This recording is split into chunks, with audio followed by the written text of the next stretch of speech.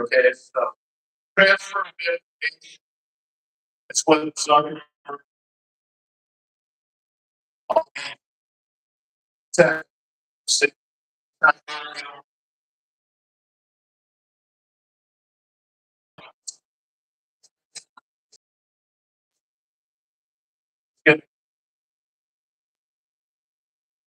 So these things, maybe send you up. Don't make sense. Uh, So if you think about, so should we now? So if you go back and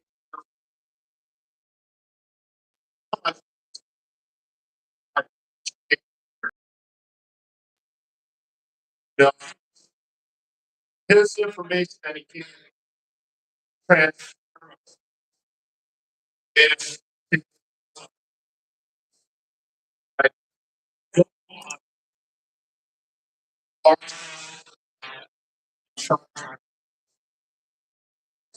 yeah. And if you look at the list 5, right? Right.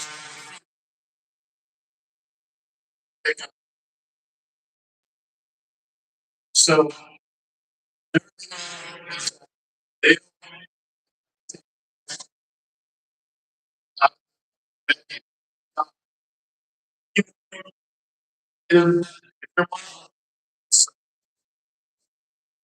so that that love part of it, most of them do. That's what Christ was teaching us, is to love one another. And part of loving someone is to have courage and bravery and stand up for what's right. So, on the Second Amendment, if you look at State Attorney General Keith Ellison, he's trying to override this recent judgment that 18 and 19-year-olds can carry firearms, concealed carry. So, which is absolutely ridiculous, because when I was 18, I could carry an M16 for my country, right, and battle. But Keith Ellison is trying to tell me I can't carry, a Glock if I go through the hoops to prove that I'm able to handle a firearm, right? Which is absolutely ridiculous, So what they're saying is an 18-year-old girl or woman who's walking through a parking lot late at night from work cannot carry a firearm to defend herself from being raped, okay, or murdered, okay. So the gun is a great equalizer. So I personally believe that constitutional carry, all these gun laws are basically illegal.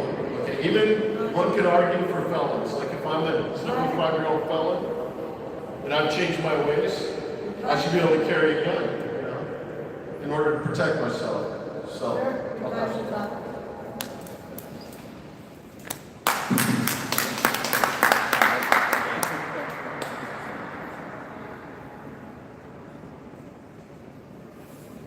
On my second question is support for tariffs.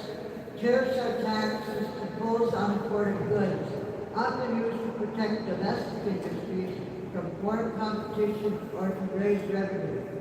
They can affect international trade relations and have economic implications for both consumers and businesses. My question is, do you support tariffs? If so, why? My answer is yes. I do support tariffs. We, as the country of the United States of America,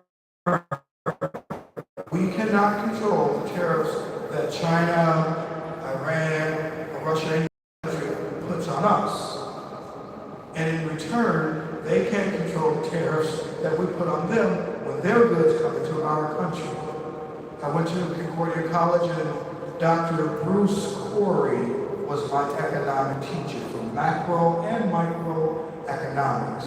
And if I'm not mistaken, that was 93, 94. Bill Clinton may have been president, and the NAFTA agreement was in the news use a lot, the North American Free Trade Agreement. We're a continent, just like South America is a continent. We have North America, South America. I don't believe that we should have high tariffs on Canada. I don't believe that we should have high tariffs on Mexico. But for countries that we say are our sworn enemies, absolutely those tariffs should be high if they feel the need to have to sell to us. I'm a person at this time in my life that I believe that the government, the United States government, should be getting all that we can from other countries because of the amount of money that we have given to those countries. I think we should stop spending so much money in other countries. I'm sure we'll get to it, the questions of war, but we should stop giving so much military assistance to other countries. Just like technological advancements are here for us, they're also here for them. And I believe that they should start defending themselves. The reason why I'm bringing up military spending and how much money we give to other countries, the tariffs that we pay and the tariffs that we receive is not evening out for the good of our United States citizens. So I don't believe tariffs should be taxed for capitalism purposes. I believe some of that money just should go to our United States citizens. Remember the trickle-down effect? It should trickle down somewhere to our people, to our education system, because there's no federal mandate that says, there's no right in our Constitution that says you have a right to education. Some of these monies should be going to certain things, just like in the state of Minnesota, when we pay our house tax, that money goes to education. We should start putting some of those tariffs money to use in our country.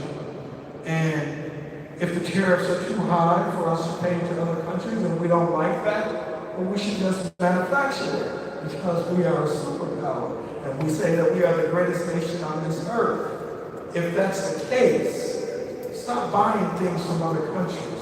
Open up factories with that money if the tariffs are too high. If not, raise them like Trump did. I was all for Trump raising tariffs. I really was. And that's my answer.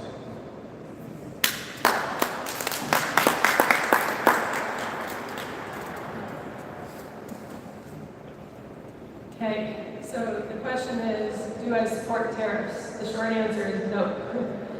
The explanation for that would be because the government pockets the money, and I don't, as a good libertarian, believe that any taxes are legitimate. So taxation is theft, period. The cost of those taxes isn't paid for by the people coming in with their goods, it's paid for by the consumers here in the United States. So it just increases the cost of goods here. It doesn't do anything to the people bringing stuff from outside the country. Yeah, anyways, that's the short answer. Thank you.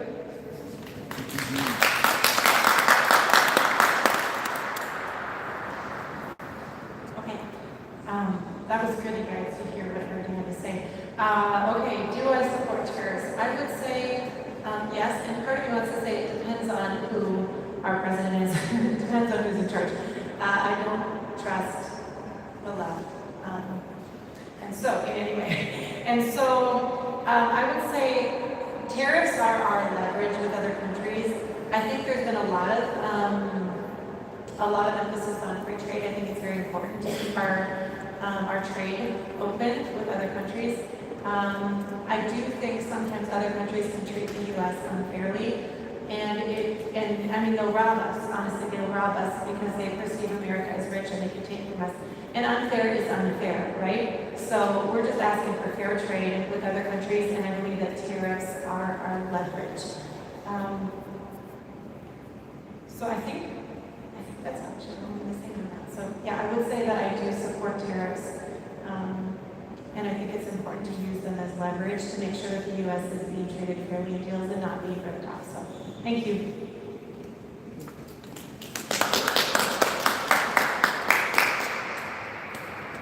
So I support that we should protect our industries in the United States. Not only tariffs, but subsidies. We don't have free trade in the world. We have exploitative trade, where the poverty of a country is through arbitrage, that is exploited for cheap labor. And really what you have is a redistribution of wealth from the American household into the shareholder wealth of the globalist corporation, the big investment houses. So I read this book, What If Things Were Made in America, and not protecting your industries is only a recent phenomenon. Okay, so they like to say, oh, the Depression was caused by tariffs, but it wasn't. It only had like a 5% effect on the Depression and what happened. It was more government policy and the reaction, overreaction to a market disruption. Okay, so we need to, one thing you can do with tariffs, money for the tariffs, you level the playing field for a person that wants to start a textile business in the United States with the poverty of the third world, okay? So we're not responsible for the poverty of the third world. The reason there's poverty in the third world is because their political systems do not respect property rights, right? The political systems don't allow the transfer of information, freedom of speech. Their political systems don't allow them to protect their property by having the right to bear arms. So a lot of this poverty is just created from failed political systems. We, the people, are not responsible for the failed political systems of the third world, okay? What America needs to do is focus on American prosperity and set the example, lead by example for the rest of the world. And then the rest of the world can see the model, and then they can do what they have to do, take the risk, even if it risks their own lives, to change their governments, okay? So that's how our government was formed, is by people brave enough to risk their lives and their property and everything to change the government. So it was the beautiful thing that we have now with our beautiful Constitution, okay? So one thing you can do is with the tariffs is you can shore up Social Security. Okay, Medicare is projected to go bankrupt in 12 years. You can take those tariffs and shore up Medicare. So there's a lot of good things you can do with tariffs, and at the same time, protect the growth of manufacturing and other industries within the United States so we can move back to household wealth, not the shareholder wealth. Only 50% of Americans own stock. Okay, of those that own stock, only a third of them own enough stock to make any financial difference in their life or any stability. Okay, we need to move back to household wealth, back to the family, where a woman and man, can sustain their family with, spend time with their family and raise their children right. And that's why tariffs and protections of industries are important for the livelihood of the United States. And a strong America will make the world a safer place. A weak America creates chaos, as we're seeing right now. And that's just what Ronald Reagan proved to everybody during his 8 years as president. Thank you.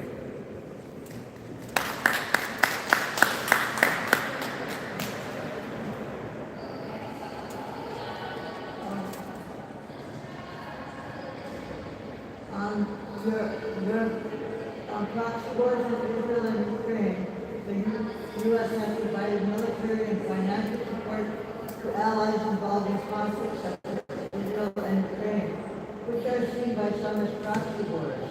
These conflicts involve complex geopolitical considerations and significant international implications.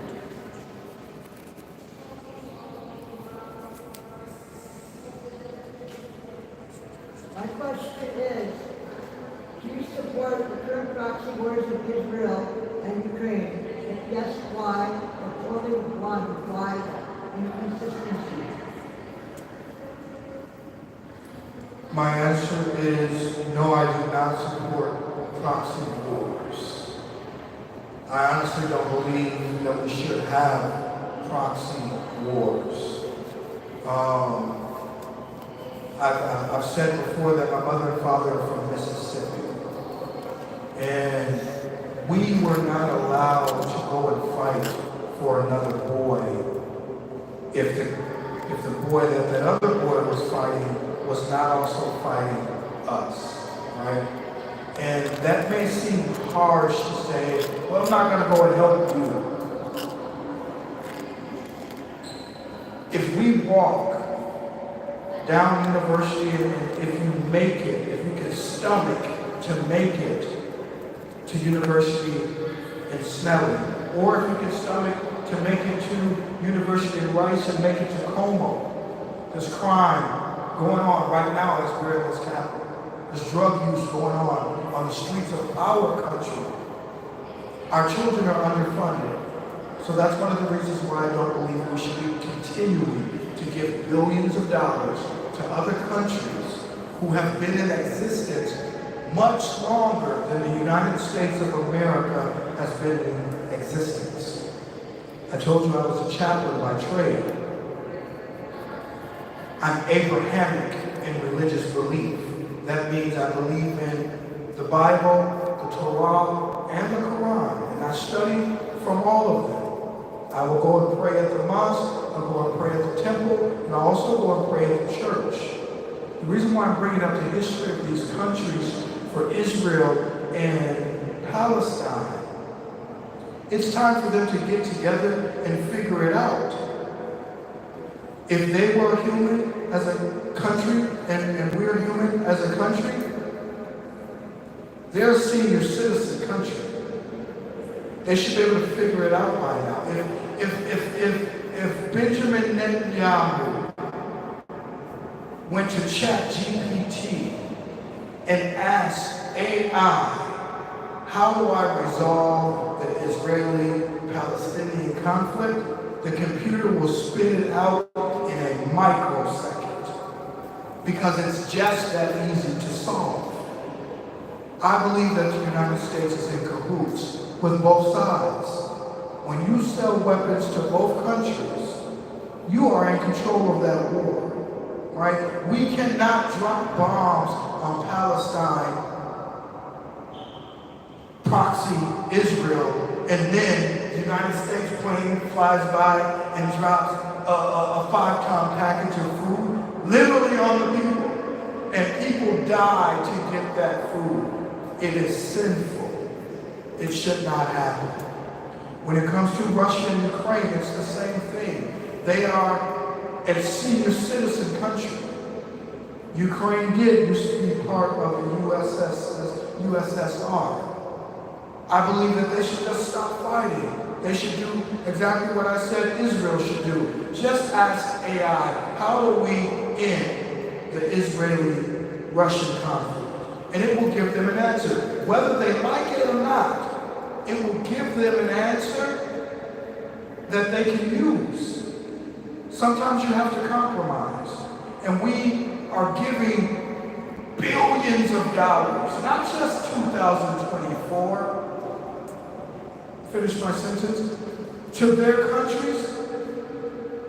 They could have stopped this war a long time ago. It's time to stop the killing. So no, I do not believe in funding proxy wars.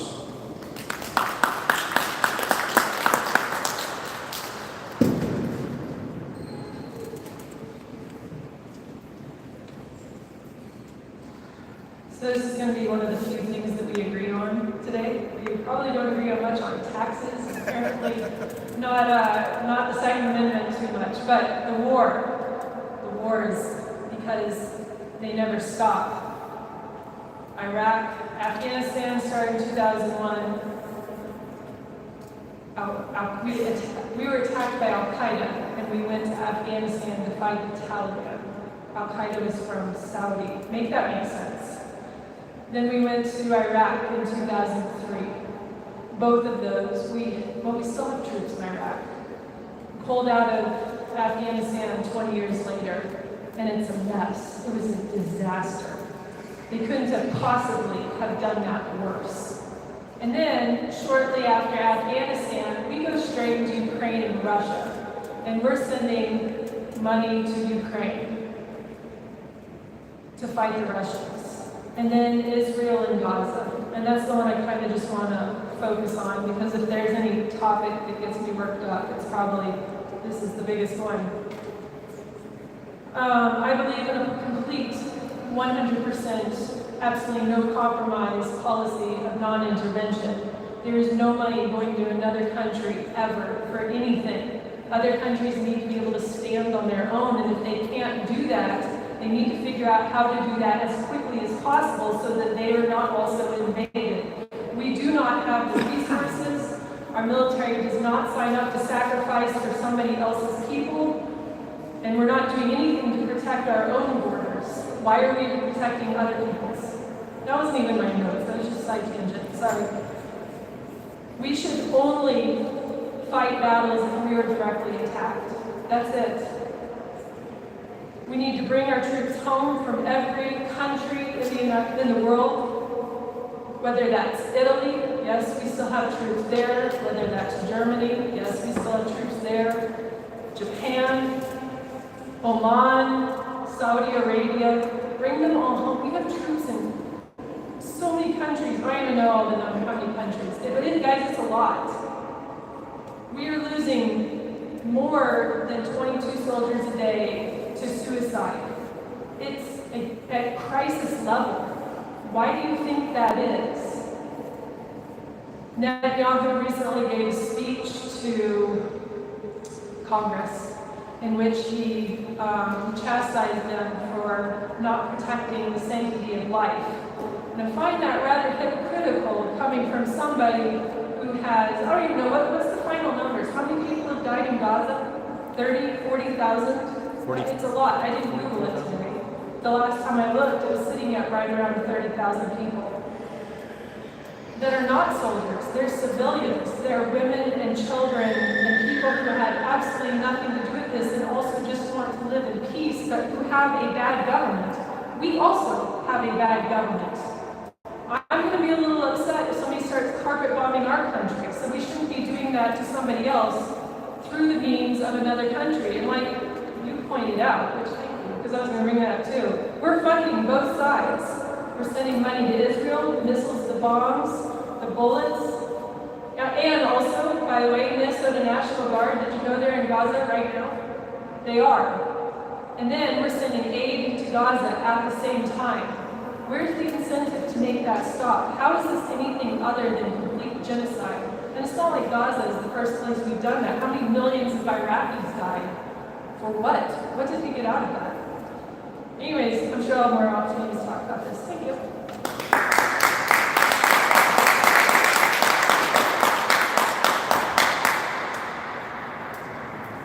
Okay, good. Really good conversation. And thank you to both of you guys for everything you shared.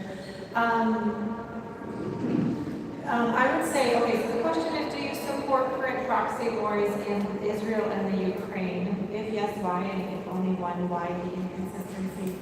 I'm going to side with Rebecca on this too, that genuinely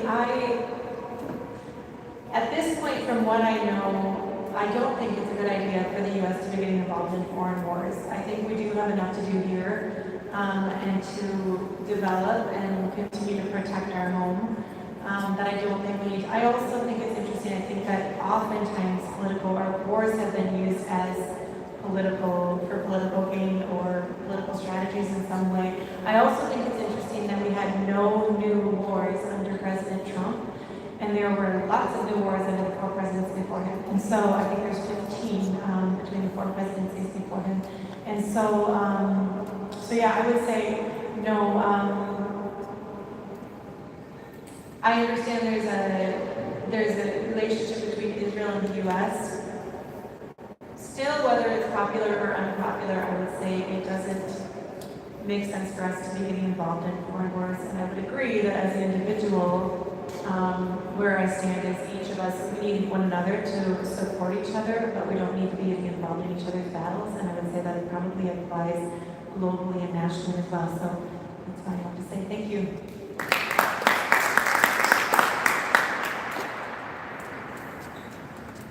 So I believe that the United States should unequivocally support Israel in its battle against the Iranian proxies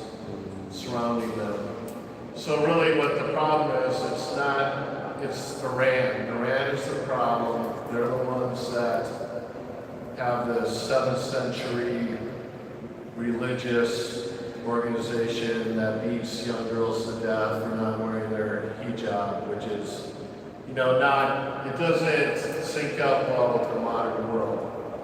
Okay, Israel, you can be an Arab Muslim in Israel and become a billionaire, but if you're a Jew in Gaza, you might not survive, or not, whatever, okay? So we have a freedom-loving democracy, an ancient civilization that should be supported because they have the same values that we have. Okay, Ukraine, all these problems that we're having now are caused by poor, chaotic leadership coming out of Washington, D.C. Ukraine had a very corrupt government to begin with, so I'm very apprehensive about supporting Ukraine with American taxpayer dollars. I don't believe American working people should fund a war in Europe. I believe Europeans, because they partially created the situation too by opening up buying energy from Russia, are responsible for their area of operations.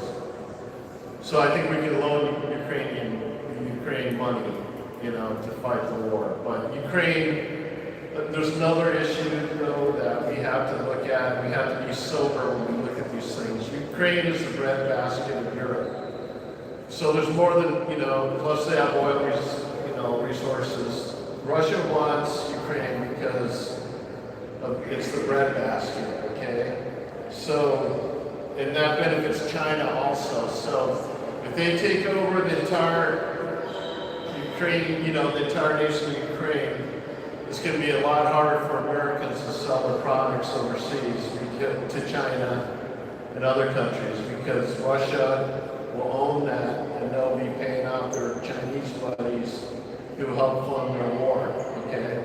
So there's serious consequences to these wars that are going on. So what the problem is that it's the leadership coming out of Washington, D.C.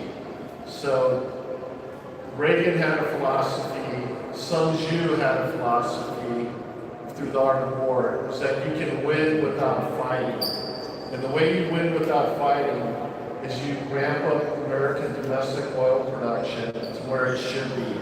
Okay, that's the first thing they attacked when they got into power, the Marxists are currently in charge right now. So you ramp up American production, oil production, you lower the price of oil, revenue drops for Russia and Iran, less likely they'll be attacking their neighbors. Okay, so and then we will become stronger and stronger. And as Sun Tzu would say, we win without fighting. Okay, so that's the optimal, that's the most important ingredient of fighting a war. The best possible outcome is actually to win the war without fighting the war. And that's what Reagan did when the wall went down. We defeated the Soviet Union without firing a shot. Now, we may have to define boundaries with our enemies, which we're perfectly capable of doing, but that doesn't mean we have to engage in full-scale shooting wars. So, in my opinion, and I believe history is a testament that a strong America means a safe and less chaotic world.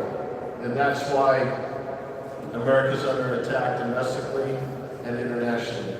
Thank you.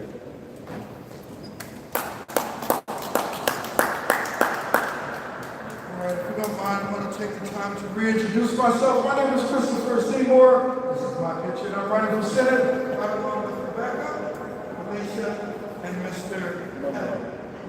Monroe. Patrick. The reason why I'm taking the time to introduce myself, I'm also the host of this debate.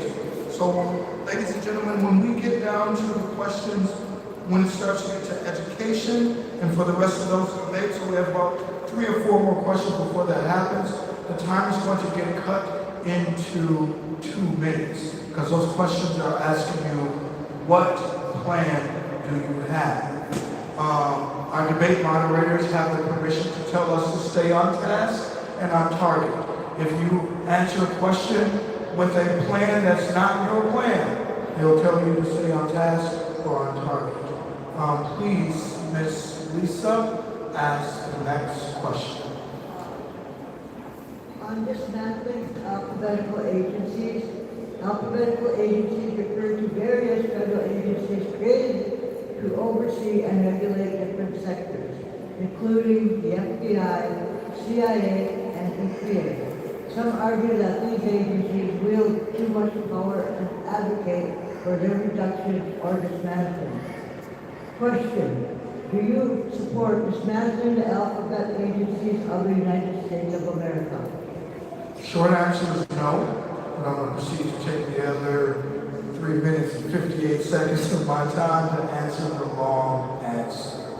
I started out by saying I am a chaplain by trade, so that means I believe in God, the creator of the universe, whether you call it the Great Spirit, Allah, Jehovah, Yahweh, whatever. God is God, and He's the creator.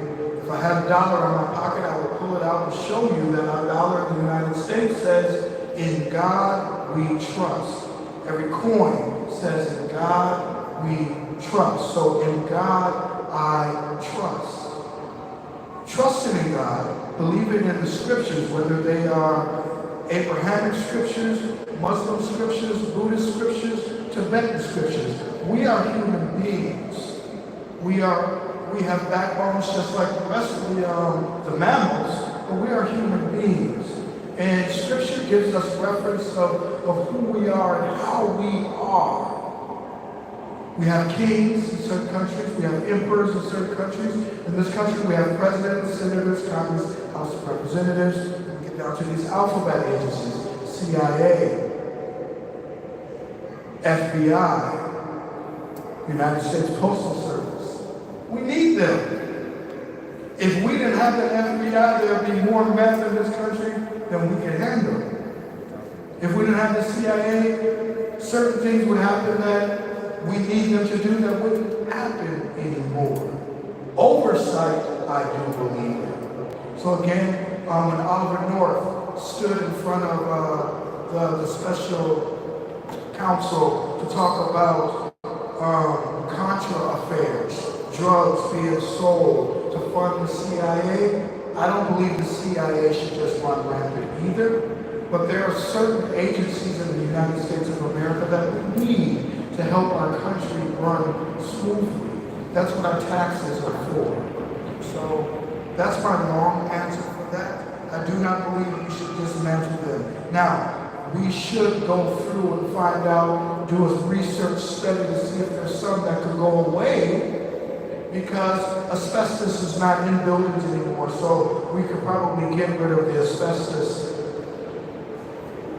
person, whatever that alphabet is, might be on my mind. I'm speaking kind of facetious, but there are some that are probably outdated. I don't know them all. But I would allow funding or support funding to do research to find out if there's certain ones we should get rid of, because tomorrow we're going to need new ones. If America makes China or Taiwan sell TikTok and we buy TikTok, we're going to need a new regulator to regulate such things, right? And so that would be a new alphabet organization. And so we do need certain organizations to monitor our people when things will get out of hand. And that's just human nature. So no, I would not dismantle all alphabet organizations, because if we do, we would have unruliness. Since I have time, I'm going to say this. It has nothing to do with politics, but I'm going to say this. Star Wars, Darth Vader, right? Darth Vader was a guy, he choked you out if you didn't do what he says, right? He was the one that was supposed to bring balance to the Force, right? So think of it like that. We have to have a balance. We have to have people on payroll to balance those things out, just like we have the police. Thank you.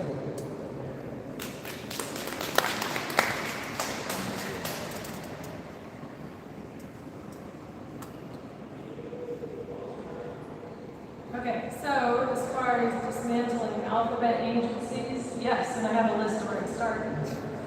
The CIA, the ATF, the EPA, the IRS, the FBI, and the complete Department of Agriculture.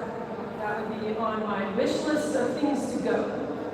In addition to that, I would also work to end qualified immunity for anybody that's in law enforcement or government. Every lie should apply equally to everybody, regardless of who you work for. The United States, I believe, is on the verge of being a complete failed system. We are fragile, and things are pulled all apart. It's like we're trying to balance too much. That is historically what also ended up bringing Rome down. It wasn't outside invading forces, it was that they were trying to do too much inside, and it just corroded. That's where we're at. Because we should be ending qualified immunity, there are going to be some people that are upset by that. So I would suggest that instead of trying to protect a certain class of people that are all under government and law enforcement, we just ensure that everybody has access to good laws and they are enforced equally. The CIA, ATF, EPA, IRS, FBI, Department of Ag, those people are actually voted into office. It's bureaucracy. Have you ever tried to call anybody in the IRS and get information? Like, when it's time to do your taxes, do you know that they don't actually answer the phone, but they do want their taxes, right? So, like, what are they doing besides making things more difficult? Department of Ag, by the way, is also equally as difficult to navigate. Anything that government is in charge, it might start out as a good idea, but it will, in fact, wreck it and make it worse. And I personally don't believe that anybody should be asking the government to be doing permission for anything in their lives. So all of these, if we just stop asking permission, is also just unnecessary. Thank you.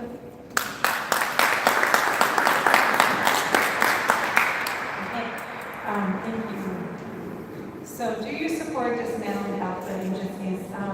Well, I think we should look at that issue a little bit. So you've probably got on the one side, you've got, let's say on the left side, you've got more money, more government control, more emphasis on government agencies and how important they are, right? And they do take up a lot of money, and the question is, are they actually effective or are they useful? On the other side, you've got Trump saying, basically, get rid of them all, right? And so I think it's important to look at both sides of this equation. I would say at this point where we're at in our culture and our society and our government, I'm not sure if I would use the word dismantling. I would say we need strong reforms to these agencies, and we need to look at these agencies again, probably to even, I would go as far as to say, recreate them. The reason I say this is partly also government agencies are not elected by the people, right? So unfortunately, it becomes a strategy that politicians and even government officials can use to accomplish their goals and their agenda without our input, and also with our tax dollars. And so I see the problem with the government agencies. I see that they're not necessarily accountable, so therefore are they trustworthy is a question, and yet are they necessary and are they needed? On some level, yes. So that's why I would go with we need reform and we need to recreate the agencies. I can understand why people would say we don't want to dismantle them entirely, but right now the issue is they're taking up too much American tax dollars.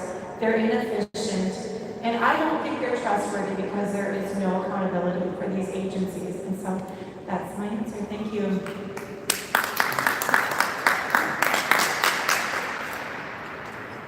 So Henry David Thoreau said that the government that governs best is the government that governs least. Okay, so did anybody see Lindsey Graham during the assassination hearings? When he was talking to the new head of the Secret Service, the acting head, Lindsey Graham, first thing he asked him, do you need more money? you know? Do you need more money? You need more money? It's like, so that's like the teachers unions, you know, in the state of Minnesota. Do you need more money, you know, for a failed educational system where we, you know, only 40% of the kids graduate in the Minneapolis school district, or, you know, I don't know what the data is right now. But, you know, money's not the problem. The problem is that we need people who understand what it's like to run a business, okay? So that's why President Trump is very popular with his base, because he's run a business. And typically what a business does is they practice the concept of continuous improvement, which is a management theory developed by Deming and total quality management. So we have to have a culture within our government where the government's always looking to do things better, smarter, and for less, okay? So we can't have guys like Lindsey Graham in there saying, oh, we'll just throw you some more money, you know, and everything's good, you know, as we approach $37 trillion of debt or $40 trillion of debt, okay? So guys like Lindsey Graham in the Republican Party are dangerous to the freedom and liberty, as are Elizabeth Warren or anybody else that likes to spend money, okay? So it's other people's money. They're dangerous, kleptomaniac, carcinogenic individuals that are going to destroy this country through this debt, right? So we need, if I'm the next senator from the state of Minnesota, and I believe that the person that wins the primary will have a very good chance of beating Amy Klobuchar, because I think the things that are going to determine the outcome of the election haven't happened yet. We see slowly about the jobs report, just came out. So there's a lot of things to happen before the election. I believe that the Republican nominee that wins the primary has a good chance of beating Amy Klobuchar. So I know that if I'm the next U.S. Senator from the state of Minnesota, I will be working aggressively with the Trump administration to practice continuous improvement within the agencies where they have to do more with less. And that's just a reality that we live in today because of all the money they've spent, right? So if we want to cut inflation, we got to cut government spending. So we need tough people to make tough decisions. And I believe, I know I'm a tough guy, so, and I will help President Trump, you know, accomplish these goals. And if he falls off track, I'll be there to remind him to get back on track. That's all I would say. Thanks.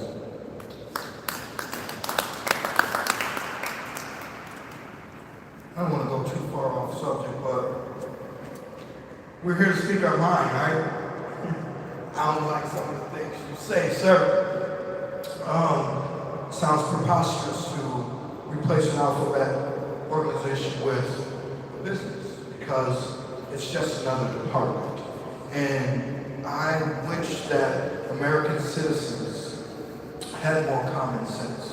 And even though I'm running for Senate as a Republican, I'm the first person in the state of Minnesota to have a rally against Trump right outside these doors. I'm not a Trump supporter, right? I'm an African American man who knows my history, and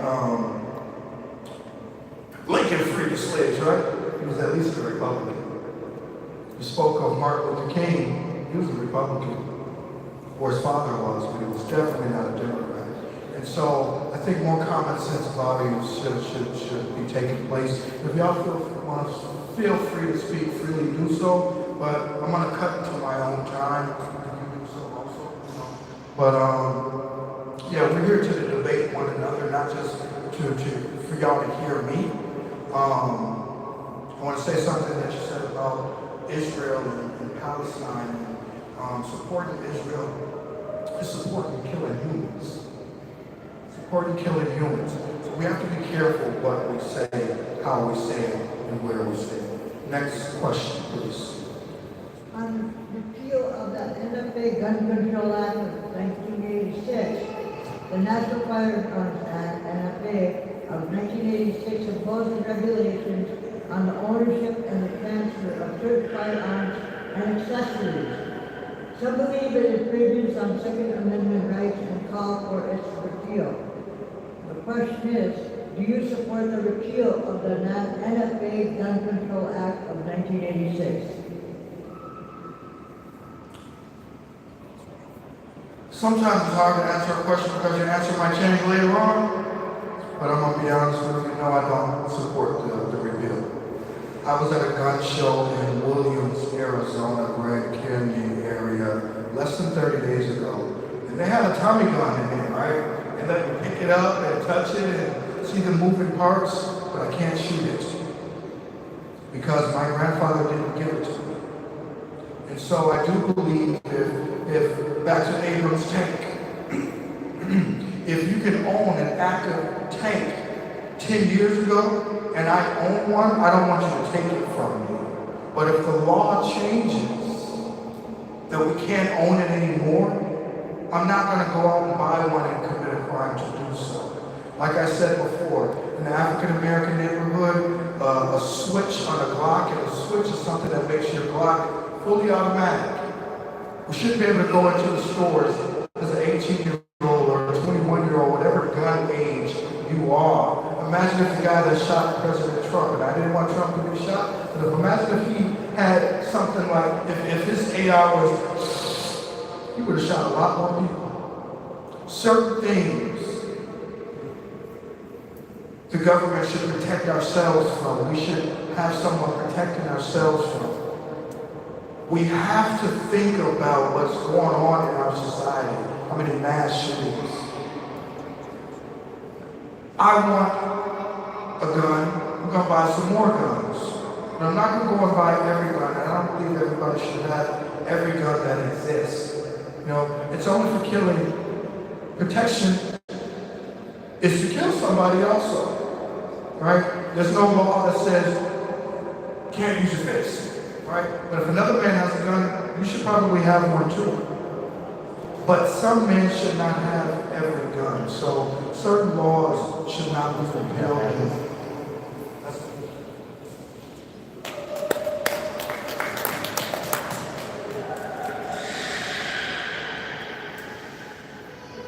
Sorry.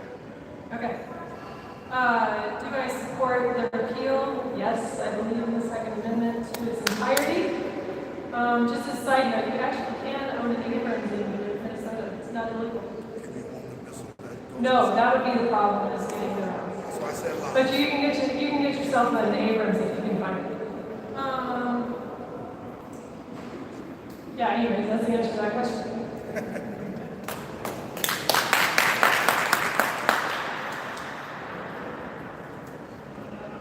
Okay, do you support the repeal of the NFA Gun Control Act of 1986? I'm just going to say honestly, the fact that it's enacted in 1986 tells me that I don't necessarily think it would need to be repealed, but I do think it needs to be reviewed because as with any other industry, a lot has probably changed. And so I think it would be important to review it. I probably shy away from the word repeal. But again, on the topic of gun control and the Second Amendment, the right to bear arms, I would say that it is crucial that Americans continue to have, of any free society, has the right to bear arms. So I would say a careful review without not with adding more restrictions, but actually understanding how does it apply to us today. 1986 was a long time ago. I think I was 5 years old. All right, thank you. Boo. Okay, so my buddy, did right seat, left seat with his, in Iraq. He sent his people up to Camp Victory. And then a day later, my buddy was killed along with the Sergeant Major's son from the 88th RC by an Iranian proxy, EFP, okay? So, if you're going to go into Israel and behead babies, then whoever's supporting anybody who does that, you're going to be suffering the consequences of your behavior. Okay, so it says in the Bible, Jesus says in the Bible, those who live by the sword die by the sword. Okay? So that's my statement about Israel protecting itself. And I unequivocally support Israel's protecting itself, okay, against the Satanistic regime of Iran, all right? So if I lived in the backwoods, if I lived in Alaska in the hinterland, and a grizzly bear was coming to raid my cabin, do I have the right to defend myself against that grizzly bear? Right, with a 308 or a nice 45, right? The zoo kill the rest of Right, the yeah, so what if that grizzly bear was a group of Metex trying to break into my cabin up in Alaska? Would I have the right to defend myself against them? Right? So what we're talking about is predators, okay? So predators, they like to take advantage of the vulnerable. So if I'm a young woman walking through the parking lot, right, just trying to make my ends meet, pursue my dream, you know, should I be able to protect myself against a predator, a grizzly bear, a meth head, a rapist? Of course I should be able to. So I should be able to carry it, right? So I mean that's what we're talking about. And who's the biggest predator of them all? Cops. Government. Government is the biggest predator of them all, all right? So should we be able to protect ourselves against a predatory government? Of course we should, right? There's no argument there. That's why they put it in there, right? So, I mean, you can, if you're an 80-year-old convicted felon living in North Minneapolis, should you be able to protect yourself? Of course you should be able to, right? So we have to look at the reality of here, the world we live in. You know, 508, you know, that 508 ain't going to show up within 10 seconds or 5 seconds that we got to defend ourselves. Okay, the reality is there's evil in the world and that we have to, you know, take it upon ourselves sometimes to defeat evil. Okay? God didn't create us to be victims. God created us to be prosperous and happy and joyful and to enjoy the beauty of life that He has created, that He has given us. And God gave us the right to protect ourselves. And that's what the Second Amendment is, an extension of God's love to us. That's the way I look at it. Can I ask you, Patrick, do you believe in we need to repeal the NFA Guns Act? The question was, do you think we need to repeal the act? You know, I completely do, yes. Okay, on dual citizenship of members of Congress, for members of Congress, dual citizenship allows individuals to be citizens of two countries simultaneously. There is a debate whether members of Congress should hold dual citizenship, given potential conflicts of interest and allegiance. The question is, do you think members of Congress should be allowed to have dual citizenship? If I can, they should. Right? It's no different than what we're talking about with guns. If you got one, I should have one. If you shouldn't have one, I shouldn't have one. Now, as far as allegiance, you know, I pledge allegiance to the United States, you know, what your stance. Just because I pledge allegiance here doesn't mean I don't want to move somewhere else. I'm an African American, and when I find out what country my people were stolen from, I'm going to want dual citizenship in that country, even if I'm a senator. Because the future is going to happen. And I hate to sound like a doomsday person, but there's reasons for dual citizenships other than having money. So when something happens, and if you have citizenship somewhere for whatever reason, and you got to bug out, go ahead and bug out to where your citizenship is from. And I want to say, even though I'm the host of this debate, I did not write these questions. I don't know why it's a controversy for a congress member to have dual citizenship versus an American citizen having dual citizenship. And I'm going to be honest with you, I live in Arizona. I was raised in Chicago, raised here, but I live in Arizona. when I come back to Minnesota, if I want to drive an Uber here in Minnesota, I gotta get a Minnesota driver's license. When I go to Arizona, I can have a driver's license from Hawaii and I can drive. I believe that laws should be uniform across the United States of America. That's just what I believe. If I can buy 3 ounces of marijuana in St. Louis, I want to buy 3 ounces of marijuana in Minnesota. If I can have states license for use in Arizona, I want to do the same thing if I was in Hawaii. And if I'm a regular American citizen and I can have dual citizenship, if I become a senator, I don't want you to take that from me because I'm a senator and you don't think I have my allegiance anymore. Thank you.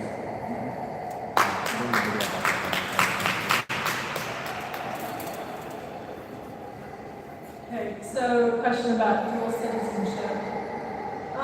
This is one I kind of had to think about because, I don't know, I never been asked it. But the conclusions that I kind of came to are that while we have the military-industrial complex in place, while we have corporate interests that have infiltrated Congress, and while they are incentivized to keep conflict going overseas in countries that they may also be a citizen of and know, if they're going to be representative to the United States of America, they need to have us as their full attention, and they need to pick one and stick with it. And if it's not the United States of America, then their interests are divided, and how can we be sure that they have our best interests in mind? So that's my answer.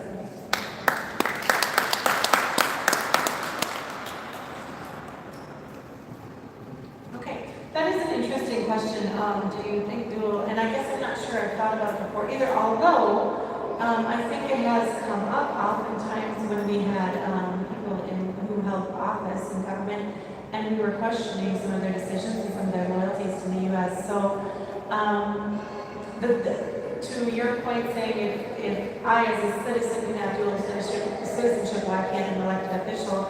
I would disagree.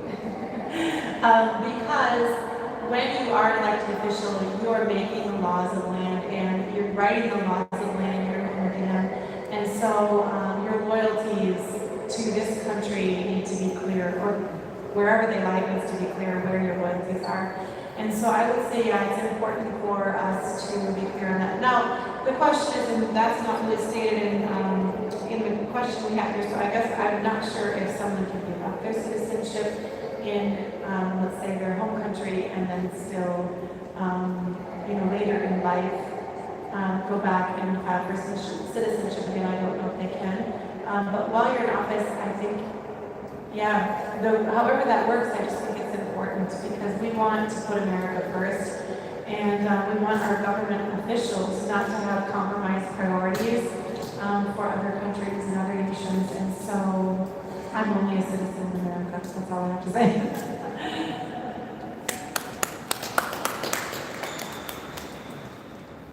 So the advantage of going last is I get to listen to everybody else's answers first.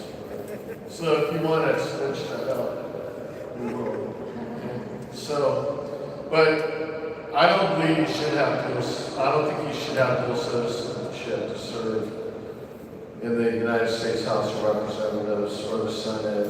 And of course, you have to be a native-born citizen to be president of the United States. There's plenty of smart people out there that can do the job. And so if you don't have the humility to not be a dual citizen, it's, in my opinion, what we have in Washington, D.C. is a lack of humility, and that people aren't putting the country first. So if you are a dual citizen and you think you have to be in the House of Representatives or in the U.S. Senate, I don't think you belong there, okay? Because you're not putting the country first. Just find somebody, another smart person who doesn't have divided loyalties and let them do the job. And we'll all be better off for it.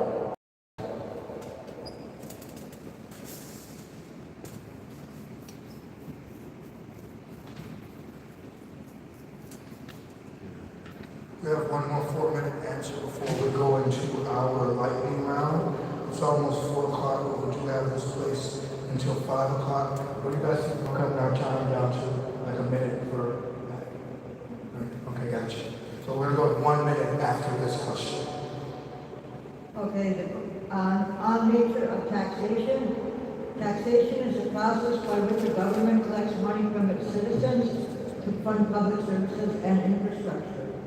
Opinions on taxation vary widely, from viewing it as essential for a civilized society to seeing it as an overreach of government power.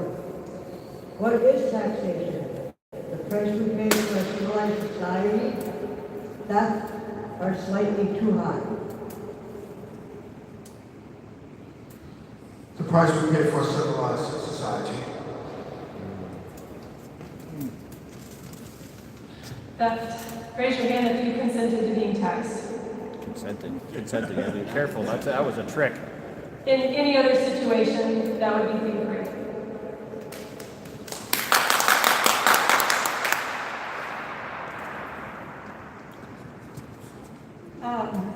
I'm trying to find a way to say more on this topic. I have to say my knee-jerk reaction is it's theft. It's the government taking our hard-earned money and deciding how it needs to be spent. So I would like to say more. I understand that there are funds that are needed for running a government. I understand that our government is important. I think a lot of us would agree that the regulation that's been imposed on us and the taxation that's been imposed on us is far outweighs the benefit of the government that has been running the people and not the country. And so, yeah, I'm going to go with most taxation is theft. It needs to be reviewed. Do we all share the same roads and bridges? Yeah, we do. Do those workers and do those materials need to be paid for? Yeah, they don't just come out of nowhere, right? So there has to be some form of revenue for our government and to continue to keep our cities healthy and working. What is the answer? I don't think raising taxes is the answer. So I'm going to tell you one quick story because I haven't talked very long in most of my answers, but I'm going to share this because it's kind of funny. I talked to my dad when he first got into office, and he was in the legislature in Minnesota, and now he's in the Senate in Minnesota. And he said, as I sat there in the legislature, because let's be honest, each one of us who's up here, and most candidates, we're practicing and working through the nuances of them and the fact that no. So he told me, a lot of people come into my office at first, and they were asking, they said, we have this problem, that problem, and we need more money, right? And he said every year, the same people would come back with the same problem, and every year, their request was the same, we need more money. And he said, why is it that I give money to you year after year, and your problem is not solved?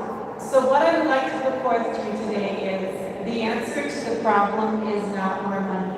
And I firmly believe that, which is why when I was asked why I didn't run for the endorsement of the Republican Party, it was because someone told me I had to have a lot of money in order to be endorsed. I do not believe that the answer to the problems that we face in America is more money. I do not believe that what qualifies a political candidate is more money. I actually believe that's more of the problem than the solution to our problems right now. So that's what I have to say on that.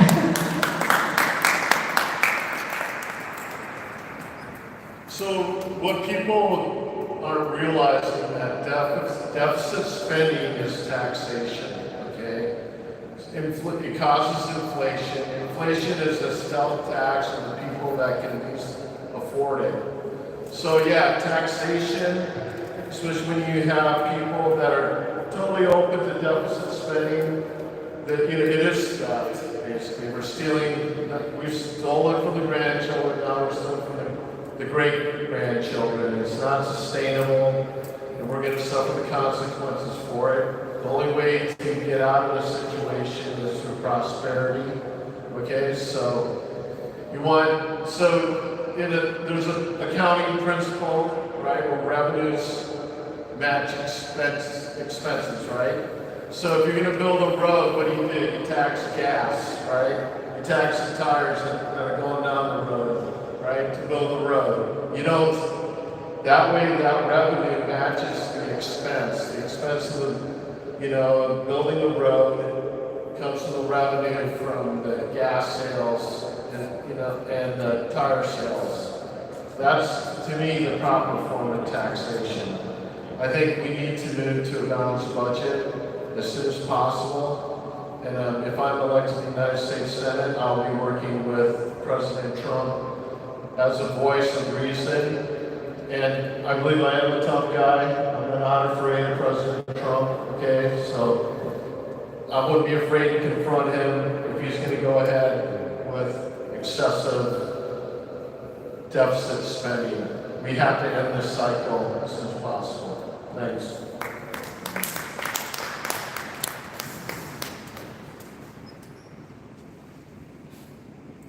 You ask me the next 3 questions all at once, please. Destin, you're down for 1 minute. Yeah, but I'm going to answer Okay. each one of them all together.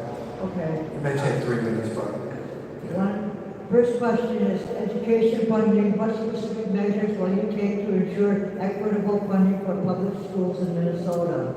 Question number 2, higher education. How do you plan to address the rising cost of college tuition and student loan debt? Question number 3, curriculum standards. What is your stance on the current state curriculum standards and what changes would you advocate for? okay. I'm going to repeat myself. My name is Christopher Seymour. If you Google my name, Seymore, and these words, the U.S. High School Community College expansion. I've written all the bills that I'm going to write as a senator. I've already written them, and they're on the internet right now. So for specific measures that I'll take for that for public schools in Minnesota as well as the United States is overhaul education.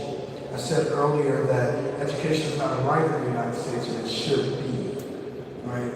And so we need a plan for a 14-year plan is what I wrote. And a 14-year plan funds education, pre-K through 12th grade, in the first 2 years of college, whether it's a trade school or liberal arts or wherever your road is going to take you. Higher education, I plan to address the rising cost of college tuition by doing what I just stated. And when you say, well, you're going to tax us some more? No. We'll stop giving those $1 billion to Israel, Ukraine, the Mexican border, and China, and China. We give too much money to other countries. The cost that it costs to help our baby's future is going to another country as we speak. As far as curriculum standards, computerize our educational standards.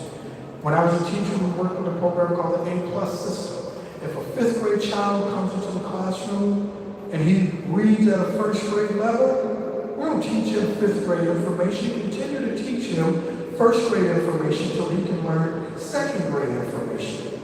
I think we should stop automatically progressing students.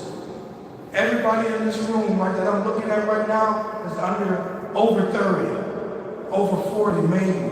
And if you are, you remember that if you didn't pass 11th grade, you had to do 11th grade over again or quit school. You don't just get to go to 12th grade. And that's what I would do.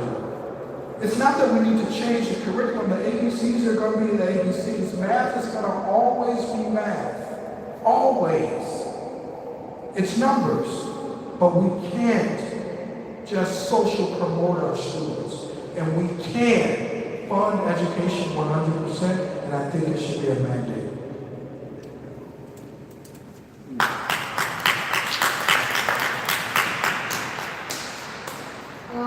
I have a question. Would you like 1 minute to answer one question or 3 minutes to answer all She's three? asking you, Rebecca. Oh, okay. I'm sorry. What was that? Do you want each question in 1 That you minute? have, would you like 1 minute to answer each question as you go through all 3 questions? For 3 minutes, and then I'll Okay. just answer all of them if that's it. Okay. Okay, excellent, thank you. All right, so first one, what specific measures will you take to ensure equitable funding for public schools in Minnesota? I think we already have equitable funding, honestly. We spend, in Bemidji, $39,000 per student per year for them to attend public school. My family homeschools. I have 8 kids in school right now. I know that I can get everything that we need with less than $1,000. So Department of Education, if you want some tips, you should start asking homeschool moms on how to start your budget. Let's see. In addition to like opportunity for schools, I think that we need to rethink how we do school in the United States, because testing and statistics, all of those keep going down and failing. They're not going up, so it doesn't matter how much money you throw at it, it's not getting better. And then charter schools, small ones, smaller classrooms. I know that when we homeschool, the way we do it is that we just get a whole bunch of groups of moms together, that we're all, want the best for our kids, and we sit down and we plan out our school year. And I love teaching American history and government. I always get asked to do that, and I'm always very pleased when they ask me to do it again because I think it's fun. But we can all do that and spend a whole lot less money. And this year, because I'm running this, my kids are getting a lot more government classes than they would have in years past. Okay, so as far as the next question, higher education, how do you plan on addressing the rising cost of college tuitions? We could start with making people pay back the money that they got out from government loans to go to school in the first place. So you're just increasing the cost of college for everybody else, and you refuse to pay your bill. Curriculum standards, what's your stance on the current state of curriculum standards, and what changes would you advocate for? I really think we need to go back to the vitals, the reading, writing, and arithmetic, and focus on that. I also, like I said, I love history. So accurate, diverse history. When I'm talking about diverse, I mean going back to the original documents and teaching it from the perspective of the people that were actually in history, not just from textbooks, because that's boring, first of all. But second of all, there's just so much rich culture that we miss out when we hyper-focus on standardized tests and not integrate our kids with exactly all. Anyways, that's what history, and then, I know that didn't sound very professional, sorry. But also helping kids come out of school, their school years with skills to get through into their adult life. My 2 older teenagers right now are going through tech school programs in place of regular classes while they're in high school. More should do that, it's useful.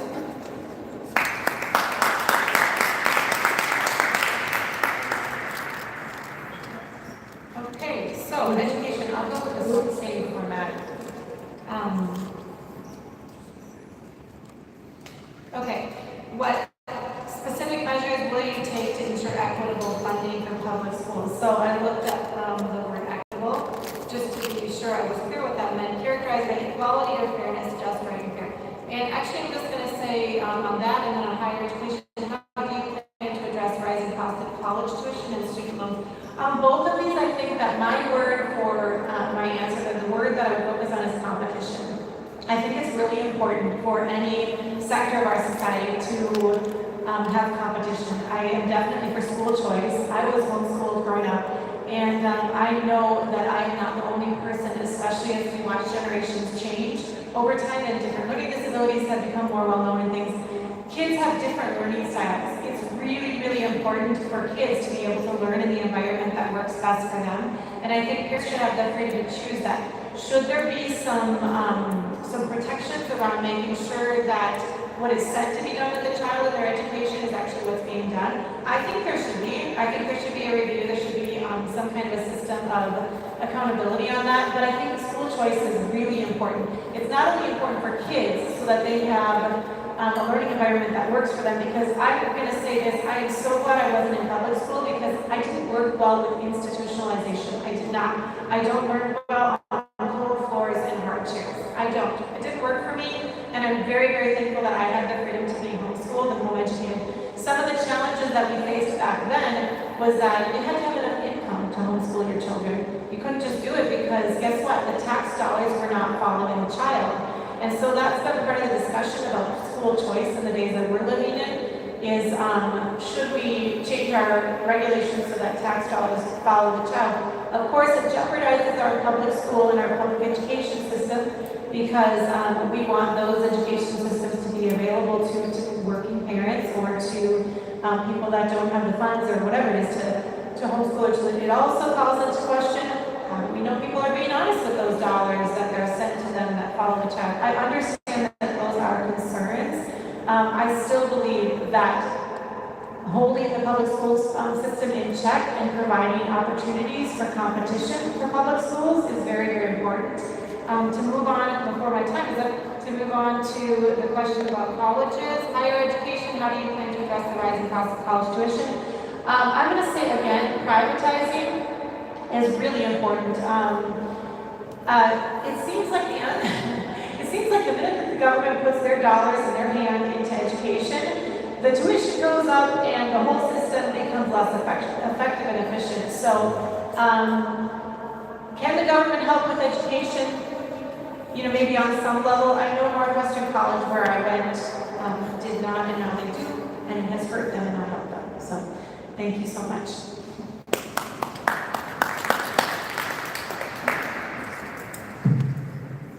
So I think Americans, the prosperity of America and Minnesota is contingent on our educational systems. And I believe that we need a paradigm shift when it comes to education. To apply this antiquated public school system, educational system to the future is a huge mistake. I believe our children can be learning a lot more in a lot shorter time. I believe our children should know calculus by the time we leave high school at a minimum. So Our Lady of Grace outperforms Edina High School, even though Edina High School is one of the top schools in the country, right? So I went to Edina High School. A lot of the homeschoolers are producing well-educated children. So we need, my belief is that leaders lead, okay? And what we're having in our political systems is that we don't have leaders that want to lead, okay? Like JFK. JFK said, we're going to be going to the moon. So within how many years will we land on the moon? That's what we need to do in education. In order to make America makers again, restore manufacturing, we need our children skilled by the time they leave high school.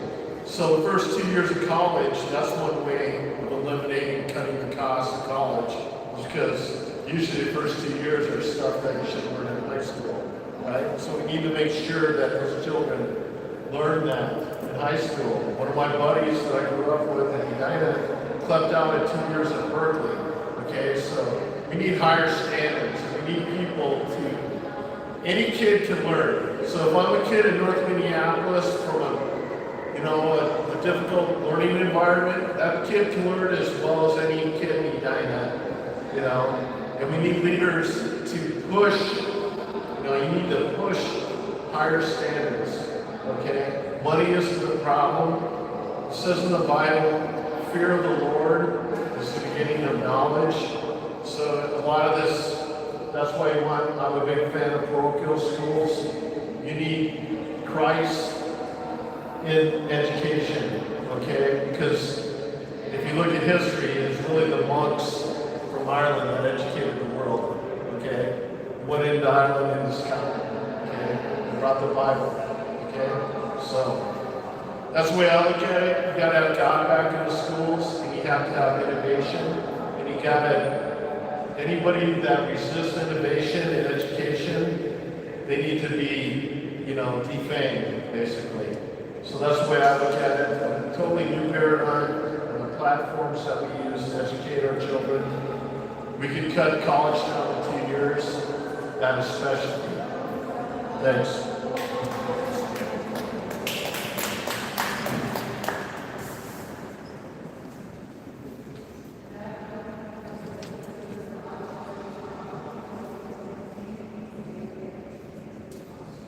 on poverty, on minimum wage. Do you support increasing the federal minimum wage? Why or why not?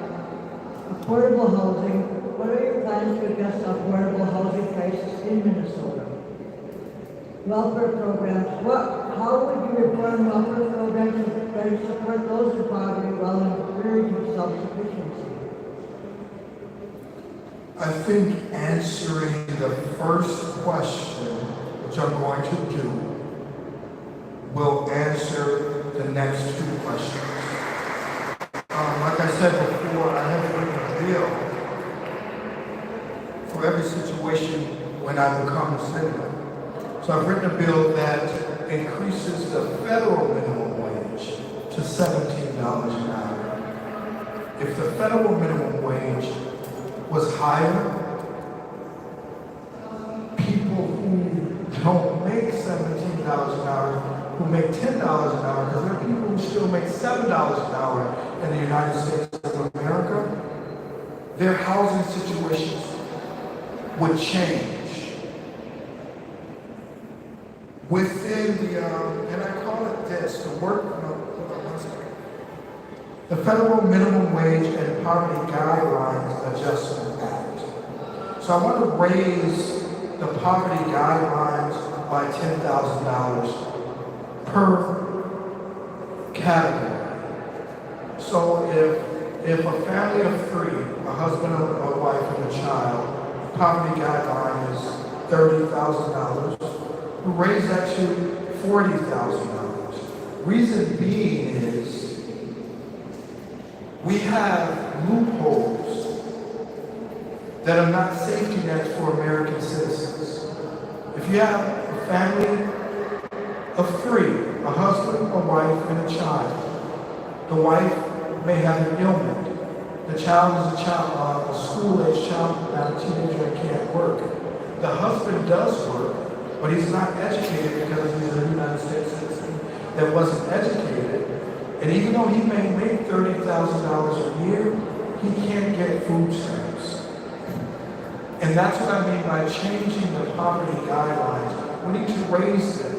So even, I admire Mr. Rebecca. This is a mother of 12, right?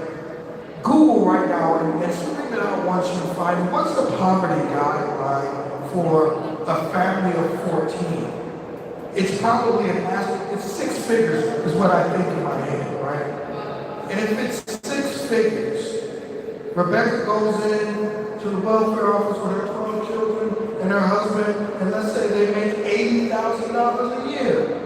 They're not getting food stamps with $80,000 a year. In my head, I think that's how the United States government works.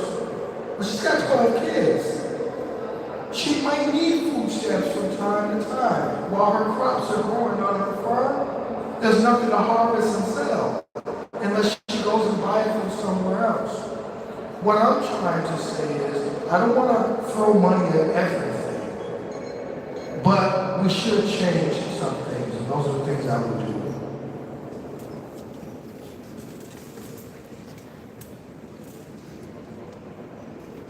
Okay, so I might know a thing or two about living with a very small budget, as Christopher mentioned.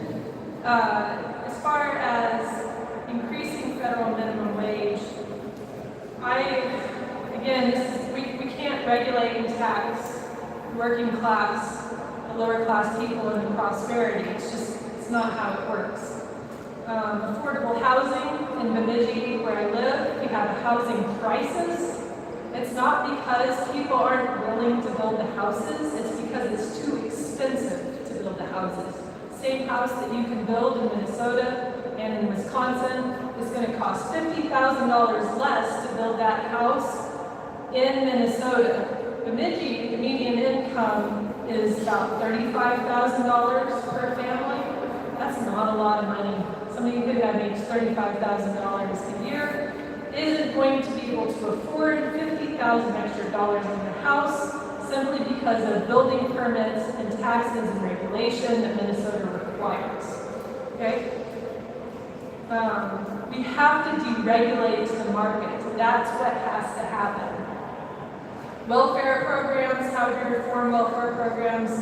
I think this is, I get the idea behind it, but I think it's missing the mark and it's avoiding the topic that we really need to be talking about. We are not allowing people to do things for themselves to make themselves prosperous. Did you know, in Minnesota, I have a small bakery. That's what I do as my side job. I have it, use the cottage food laws, Department of Ag, I have a farm bakery, sell farm stuff, chicken, milk, that kind of stuff. Anyways, in Minnesota, so I know a thing about this, in Minnesota it is illegal for me to be able to make and sell banana bread. That doesn't make any sense. If a mom who has kids and wants to make extra money for her to be able to get through birthdays, Christmas, whatever it is, why is it illegal to make and sell banana bread to your neighbors? Those are the kinds of things we need to be addressing, taking the regulations off of what is keeping people back from being prosperous in the first place. And how we're encouraging self-sufficiency is by taking the red tape and the bureaucracy out of the regulations. That's where it has to start. And if that happens, then we're able to do more things for ourselves and having to rely on government programs. They are there as a safety net. I'm not going to knock anybody that's using them, but they can't be the final answer to a much larger problem if we're not willing to address the nature of what started it in the first place.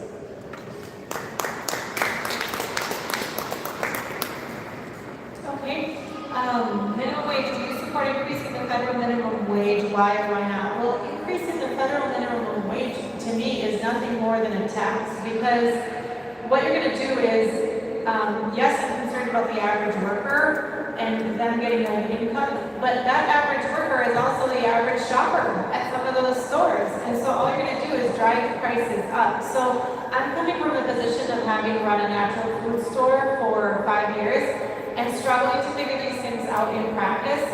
We actually focused on, and each individual business owner has to figure it out for their industry and for their needs, I think.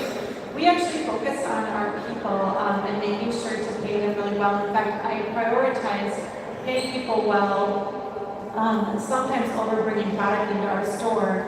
And in some ways, that was a good way to start a business and to grow it. I still think it has to be left up to the owners of each individual business. It's really nothing more than a tax, because at the same time that you're paying the worker more, you're going to charge that same worker more for the product that you're selling. So that's how I see that. Affordable housing, what are your plans to address affordable housing crisis in Minnesota? That's another one. Honestly, I kind of don't think that the government should be involved in. To be honest, I think that's an issue for churches and nonprofits to get involved in. Welfare programs. How would you reform welfare programs to better support those in poverty while encouraging self-sufficiency?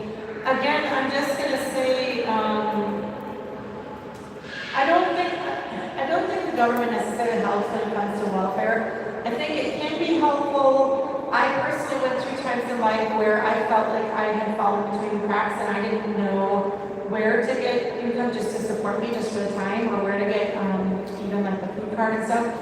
The problem with the program is that it didn't necessarily help me out, it just helped me in, if that makes sense. I'm telling you that 100%. And so eventually I had to find a way to solve my own problem on my own anyway. And I went back to kind of where I was before I started the whole thing. And so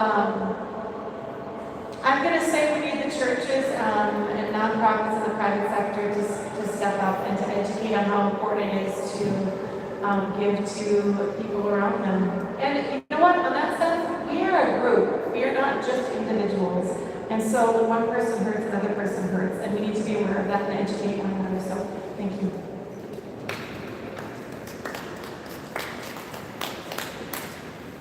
No, we don't need to raise the federal minimum wage.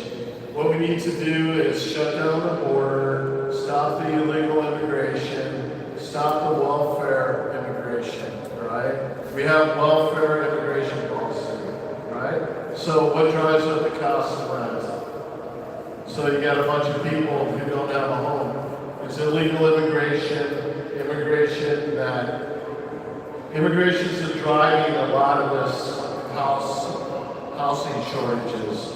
So if we secure the border, deport the people that don't belong here back to their countries of origin, and we start, a lot of this illegal immigration increases the costs of school districts, how much money they have to come up with to educate children.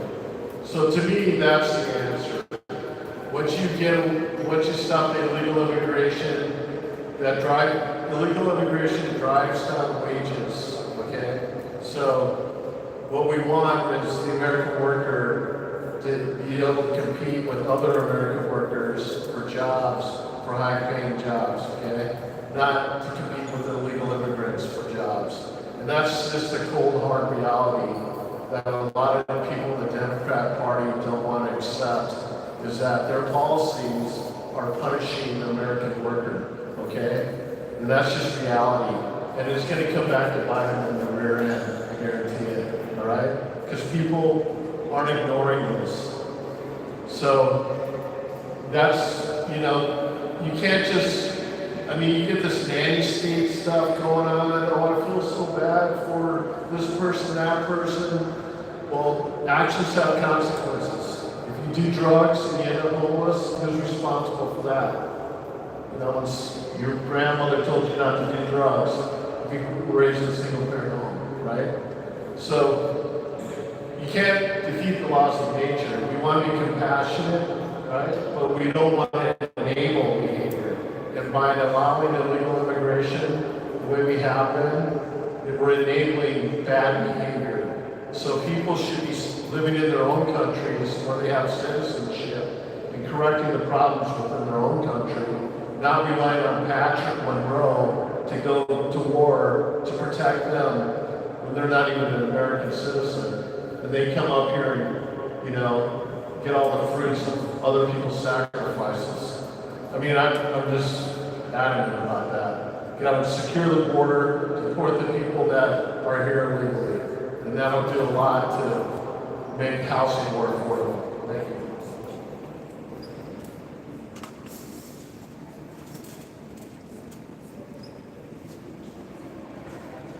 All right, we're winding down in time. So, Ms. Lisa, we have a Native American section, we have a foreign war section, military spending, Minnesota issues. I want the Native American questions to take precedence because Minnesota is a Native American word. But for the rest of these sections, I want you to help cut us down and give us one question per section outside of the Native American questions. And then that will give each candidate time to speak their mind towards the end, please.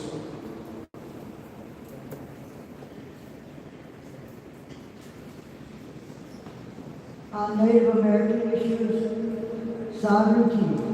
How will you work to uphold and protect the sovereignty of Native American tribes in Minnesota? Healthcare. What steps will you take to improve healthcare access and outcomes for Native American communities? In economic development, what is your plan to support economic development on reservations and in Native American communities? So this will be our last 3-minute section. We'll take a minute for each question. As far as sovereignty goes, how will we work to uphold and protect the sovereignty of Native American tribes in Minnesota? To do just that. I like that when the legal marijuana laws that are now going to start to roll out. I haven't done so yet, but I'm going to do so hopefully. You can go buy THC on a Native American reservation, but you can't go buy THC down the street on University. That's sovereignty, right? Now, sovereignty doesn't mean lack of regulations. I would hope that the Native American populations would abide by the same EPA rules because bad chemicals are bad chemicals. They can't just choose bad chemicals and blow it into the neighboring county. But sovereignty is sovereignty. And so I would protect it. And most people don't know that senators help protect treaty rights. And I would say to the Native Americans that are listening on the internet, some of the hard times that you may be having with violation of treaty rights, it should be Amy Klobuchar and Tina Smith's office you should be visiting, because the president controls the treaties, the senators help the president control the treaties, but you never see Native Americans sitting down with the president and the senators, and that's what needs to be happening.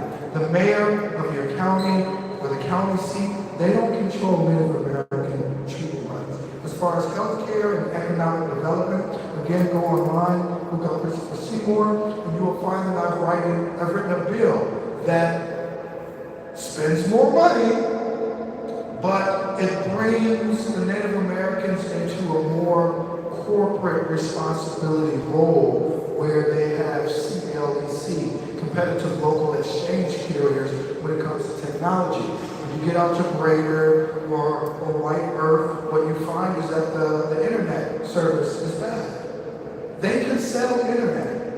I would want them to get into more economic situations so where if the Native American community owned the telecommunications company in that area, they could sell service to the people who don't have sovereign rights in that area.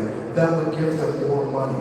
When it comes to health care, I believe that Native American communities, each tribe in the United States of America should have a Watson computer. Watson is created by IBM. You put this information in there, and it helps you out with health care. I believe that Native Americans should not suffer from lack of insurance because we still owe them.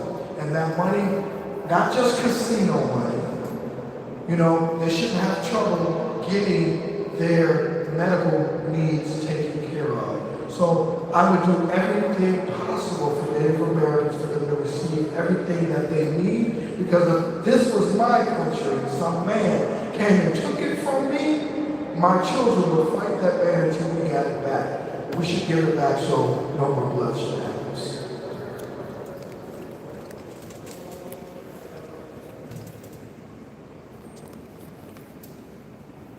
Okay, how will you work to uphold and protect the sovereignty of Native American tribes in Minnesota?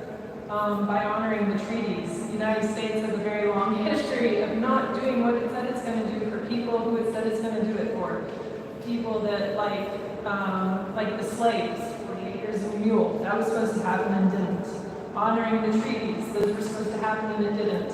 So recultivating and revitalizing and holding our government accountable for the things that it said it's going to do. The American government is just full of broken promises.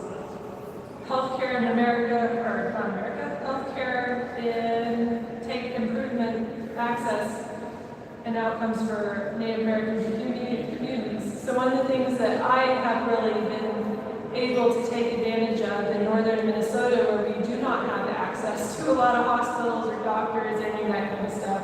And even when we do, they don't have like the more, you have to travel to see a neurologist, or if you have cancer, you have to go to Fargo, which is a 3-hour trip. Every time you need to go. One example of what works and what is happening right now is midwifery care. And so trying to work on expanding that, and the only way that we can do that is by deregulating the market. The midwives that exist in Minnesota are able to operate in Minnesota because they don't exist under a regulated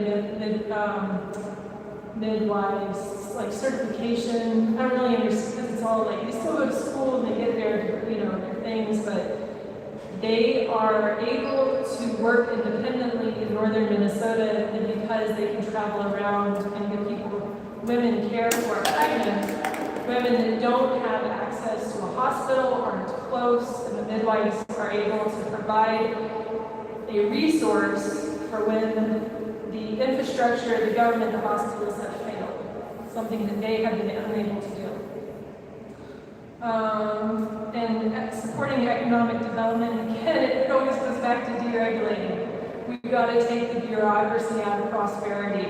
We are not going to regulate ourselves into prosperity. That is not how this works. Thank you.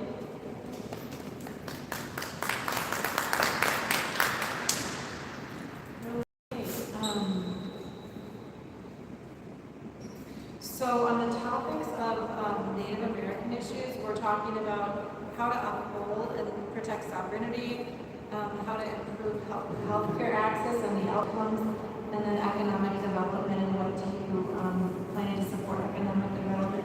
The thing I see as a challenge is that at some point we're two different people living in the same country, or we're trying to operate as two different people, and I think that's difficult. So I do think it's important to honor our heritage. I think it's important to review the treaties and to make sure that generations now in leadership are understanding what were the treaties that were signed for the Native American people. I also think it's a challenge though, because sometimes we want to be separate and say, I want what I want and I also want what you want, or what you know, and it goes for both. And so there's a beautiful relationship that can happen when we honor one another. And so as far as, I think it is really important to review and to make known to the current generation what the treaties were and what was actually in them. Making healthcare available, I think in general that would apply to the communities that they live in and are surrounded by. I don't know that it needs to be a separate issue for Native Americans as it is for the communities that they live in and are surrounded by. I think the last right now. And so my phone is dying, unfortunately, I'm losing my notes. And so that's the thing I see is it's a challenge to be two separate people and still one country. And I think that we should work on accepting one another's strengths and weaknesses and complementing each other a little bit better. With that, also review the treaties that were signed and what we are to do to honor the Native American people. And I probably have more to learn, and I would love to spend time on some of the reservations and talk to and get to know the Native American people. I have a feeling I really love their culture. So, okay, thank you very much.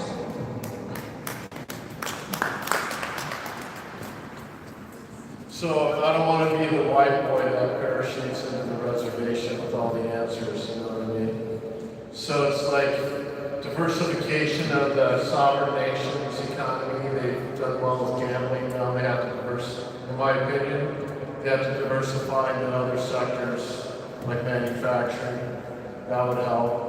Okay, so what we're losing here now, if you're going to talk about Native American health, we're not talking about the overdose deaths on the reservations, okay?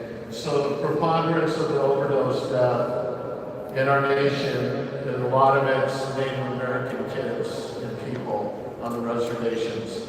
Also, the cartels are operating on the reservations, okay? So we got to shut that border down.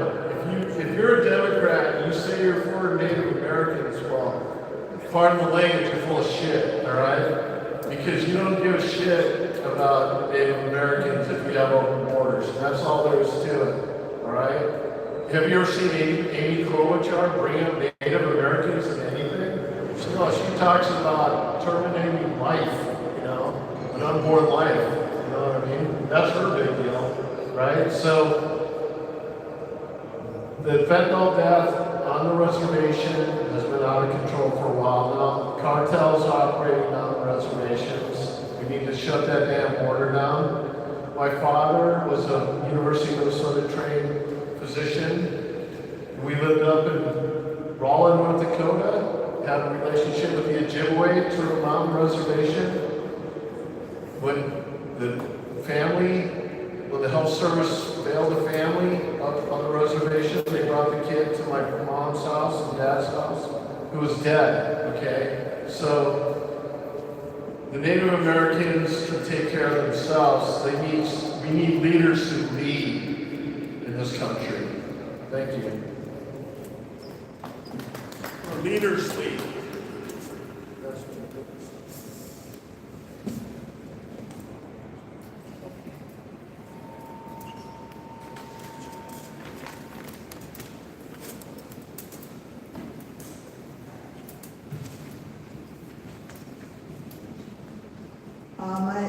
My next one is on foreign wars, and I'm going to ask one question each. It's veterans care. How will you ensure the veterans receive the care and support they deserve upon returning from service? 1 minute. 1 minute. Again, I've written all the bills we're going to write. And I have a bill called the American Revitalization Law that needs to be passed.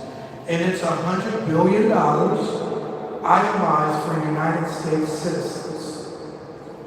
If you are an immigrant that fights for our country, that's how you get your citizenship. So that includes those that fight for us.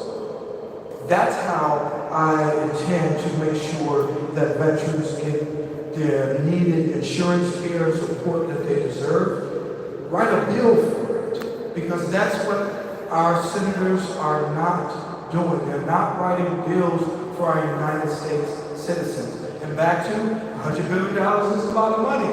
Where are you going to get it from? Well, how many billions of dollars did we give away in the last 6 months? I guarantee you it's more than $100 billion that has left this country and went to someone else's country and kill our veterans and they come home sick. I don't want that to happen anymore. I'm going to write bills for our United States citizens, and it will cover the cost. It's not going to be more strict.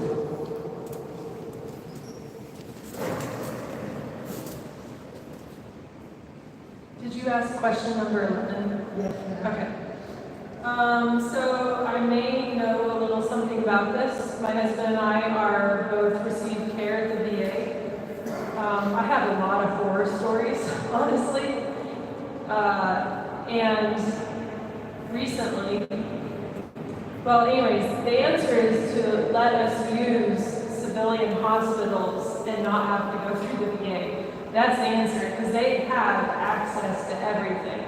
And the medical care is being paid for one way or the other. In Bemidji, we have, it's a small hospital, but it's a hospital. And we have it right in town. Anytime I need to get care through the VA, I have to go to their facility in Fargo to be able to get that. That's a 3-hour trip and entire days that it takes me to go back and forth and get care. That doesn't make any sense.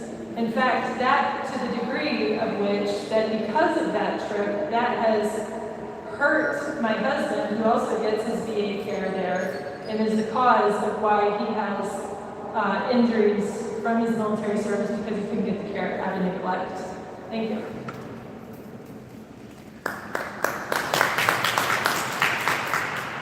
Okay, so my phone has died at this point. So the question is about making sure that veterans get proper care and how to make sure that they get proper care. The question for me is, what are the needs? I think I would want to look over what the needs are, because I think the needs are different than what some of us might imagine. Maybe they're more in depth than what we would really imagine. And so to not assume that we know what those needs are, first of all. And I'm going to go back to my original story earlier that just says the answer to the problem is not more money.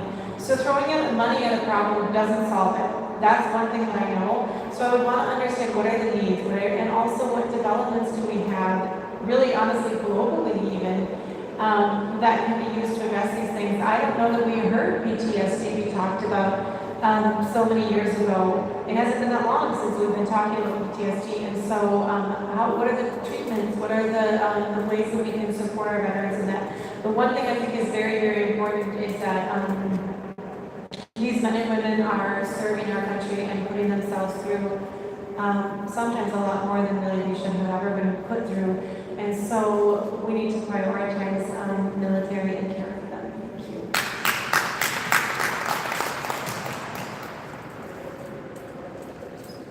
Okay, so I'm a person that's going to give a shout out to the VA in St. Cloud. I've gotten a lot of good therapy there, good medical care at the VA in St. Cloud.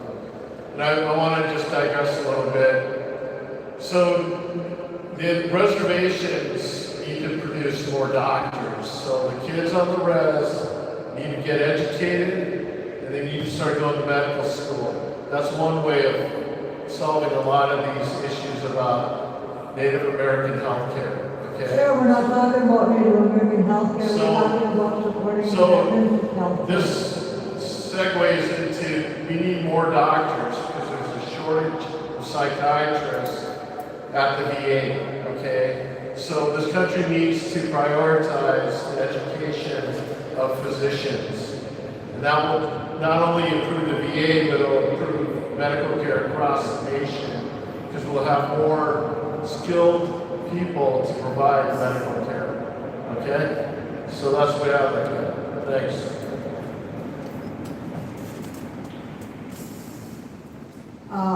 The next question is about military spending for other countries, defense spending. How do you balance national defense needs with other domestic spending priorities? If I'm not mistaken, defense spending is the largest budgetary segment of our government. It's a huge amount of money. And I may sound like a broken record at this time. I keep saying that stop giving so much of our defense spending to other countries. If we do that, back to what Rebecca said, there's no VA hospital. She can't go to the regular hospital. We could use defense spending money to build hospitals. Plain and simple. Because it defends our nation. I think too much of our money goes towards the scare of an oncoming threat from another country or another superpower taking over. And I'm going to reiterate my stance. I'm pro-peace, pro-people, and pro-America first. I'm not going to send a slice of bread across the world before I give a slice of bread to my child or my grandchild. That's how things work. And if people start seeing that we're not going to give our money to you for nothing no more, they have technology and smart people just like we do. I want to defend our country more with defense spending.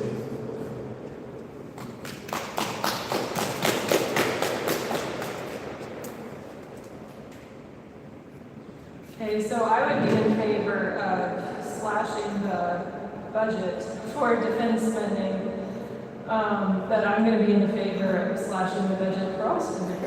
So that kind of goes without saying. Our largest budget item on our federal spending is Social Security, and close second is our debt loans and our interest on our debt loans. I believe they're right at even right now. So we have a spending problem. The only way we're going to get out of that is not by spending more money, but by spending less. So across the board, no matter what it is, because it took a long time for us to get in this problem. If you've ever had to pay off debt before, you know it's not easy. But at some point, we have to do it. This isn't a problem I want to leave for my kids to deal with.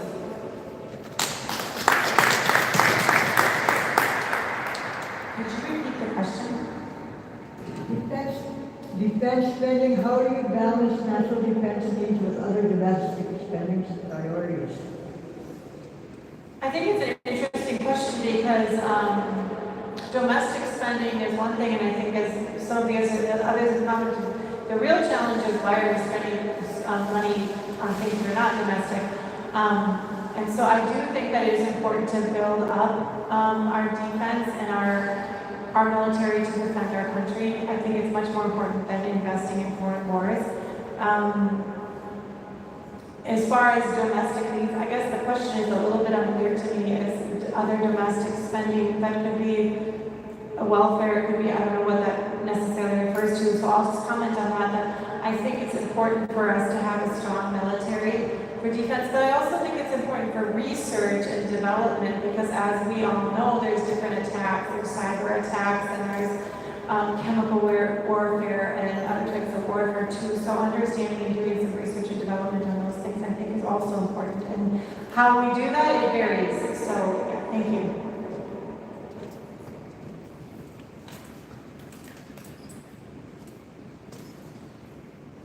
The interest on the national debt right now is almost as much as the defense budget, if I'm not mistaken. So we have to eliminate waste, fraud, and abuse. I believe that the number one role of government is to protect its citizens. So to have the strongest military in the world, I think should be a priority of American citizens. That does not say there can't be cost savings by, restructuring the Defense Department. We should always be looking at how to do things smarter, better, for less money in everything in government. But I do believe that defense spending is really, the defense of the nation is the number one role of government. Security is the number one priority of work. If you're a ranger, you've been through ranger school, security is always the number one priority of work. And that's the number one role of government, is secure the nation.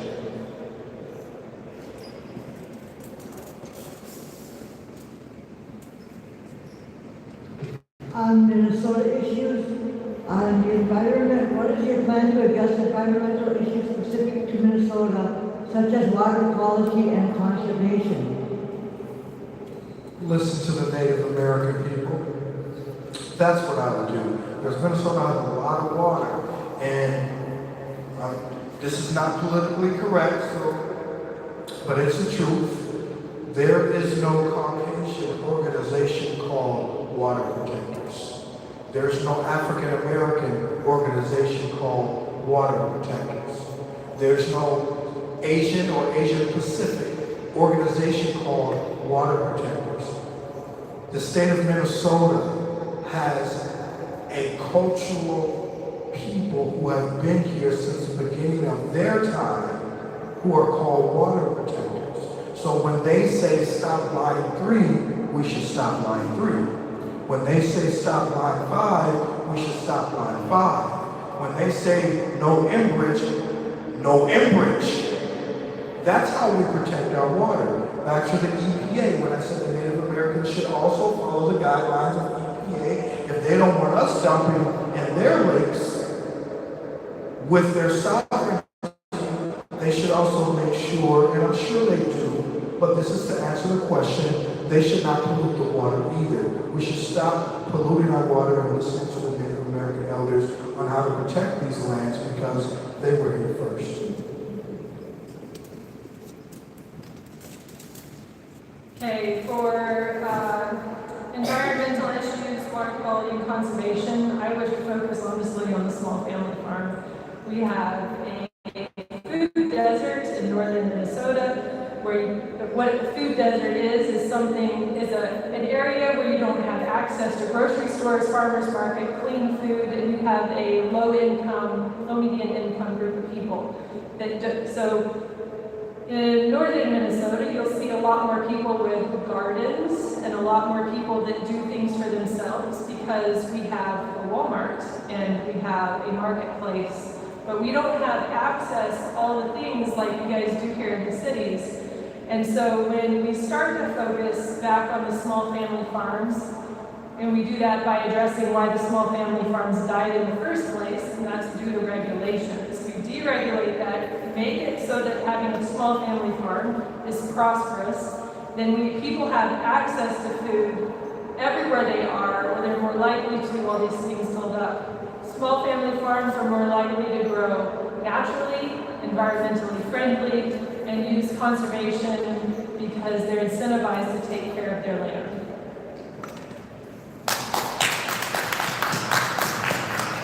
Could you repeat the question?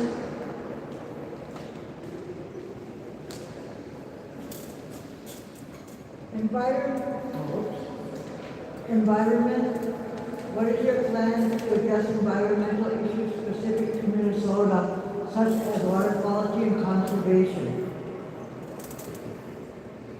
Okay, so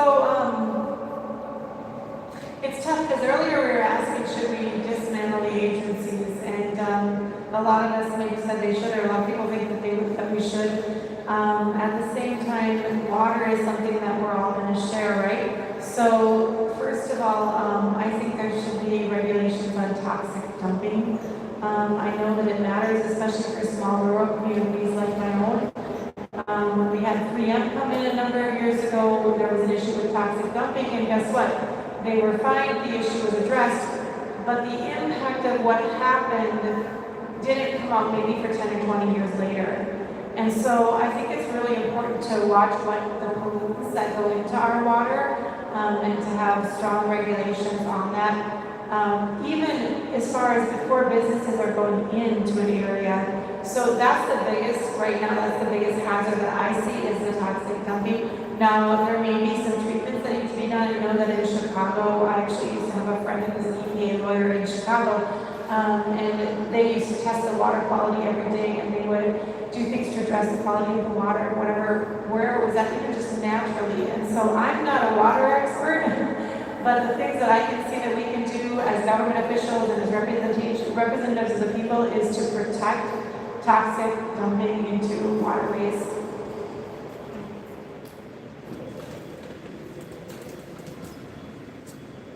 So polluters have to be held accountable through the civil process for polluting.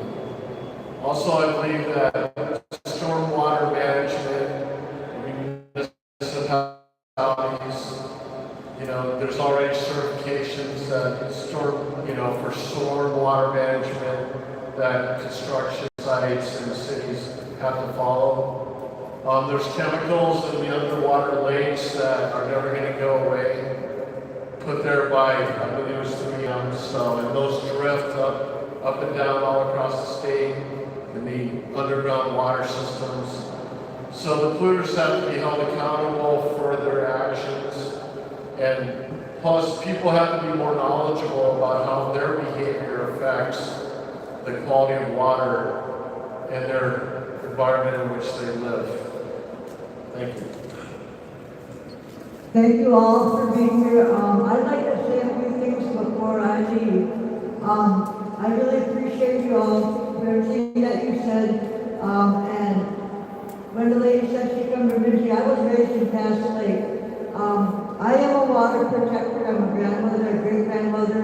I am a homeless advocate. I do not get paid for it. I take care of the homeless in Duluth, Minnesota. And there is nothing, people that need to get out and start helping and talk to people and find out what's going on. We don't need no pipeline. The pipeline, you don't know if it breaks underneath. We have allies that go out and check out the water systems everywhere. They go, and these aren't Native Americans. These are what we call Chumukaman. But them are white people in our language, but we don't call them that. We have respect for them. We call them our allies. We call them our sisters, our brothers. We have them sit down with us. We share our food with them. They protect our water for us because we eat wild rice all the time. We grow our potatoes, our food. And we can't eat the fish out of the lakes anymore because they're all infected with whatever it is that's in the water, And I grew up on, that's how I survived. I'm here now. I'm 67 years old. I have got no health issues because I was raised on food that I was given out in the woods. I went out and helped chop wood, haul water. We used to break ice in the lake and get our water out of it. My grandma would bring it home, boil it and strain it. That was our cooking water. That was our drinking water. So, we need to protect the water. And thank you all for being here.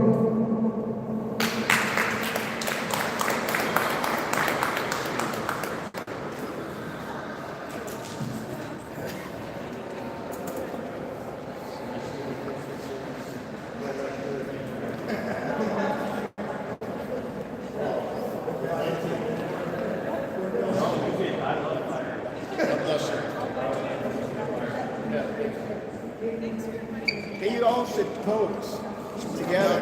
Yeah. Oh no, up there was good. I thought that. Who gets the microphone? Hey, that's good.